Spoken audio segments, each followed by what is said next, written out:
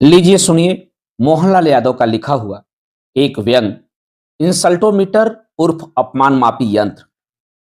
उन्होंने एक आपात बैठक बुलाई और अपनी समस्या से अवगत कराते हुए कहा, कुछ विपक्षी हमारे देश का, हमारे सनातन का, हमारे धर्म का एवं हमारे देवी देवताओं का हमेशा अपमान करते रहते हैं।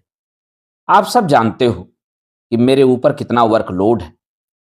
कहीं इस राज्य में चुनाव तो कहीं उस राज्य का, कहीं पार्षद का चुनाव तो कहीं ग्राम प्रधान का, उद्घाटन, विदेश यात्रा, रील मेकिंग, बहुत सारा काम है मेरे जिम्मे। इसी बीच मेरा अपमान भी हो जाता है, मुझे पता ही नहीं चल पाता। मैं इसका काउंटर भी नहीं कर पाता। सूचना मंत्री टपक पड़ा, यह कौन बड़ी समस्या है साहेब। आप एक अपमान समिति गठित कर दें जो हमेशा अपमानों का आंकड़ा इकट्ठा करती रहे और आपको सूचित करती रहे। गृह मंत्री ने सुझाया, साहेब एक अपमान रोधी दस्ता तैयार करिए। कोई कितना बकबकाए, अपमान हो ही न पाए। कानून मंत्री ने सलाह दी, संसद में प्रस्ताव लाकर भारतीय अपमान एक्ट बनाकर अपमानकर्ता को कठोर सजा दीजिए। एक मंत्री ने कहा, अपमानकर्ता के घर पर बुलडोजर चलवा दें, फिर किसी में अपमान करने की हिम्मत ही न बचेगी। महामंडलेश्वर ने सुझाया, एक श्राप आयोग गठित कर दें, अपमानकर्ता को श्राप देकर उसका सर्वनाश कर दिया जाए। इस प्रकार बहुत सारे सलाह दिए गए, परंतु कोई पसंद न आया।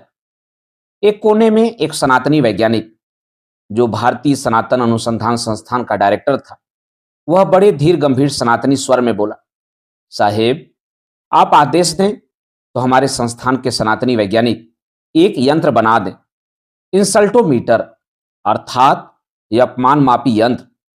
उसे आप हमेशा जेब में रखें। ब्रह्मांड के किसी भी कोने से अपमान होते ही यह आपको 1 सेकंड के 1000वें हिस्से से भी कम समय में ही अपमान की सूचना दे देगा।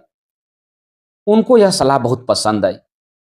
भारतीय सनातन अनुसंधान संस्थान को इंसल्टोमीटर बनाने का आदेश दे दिया गया।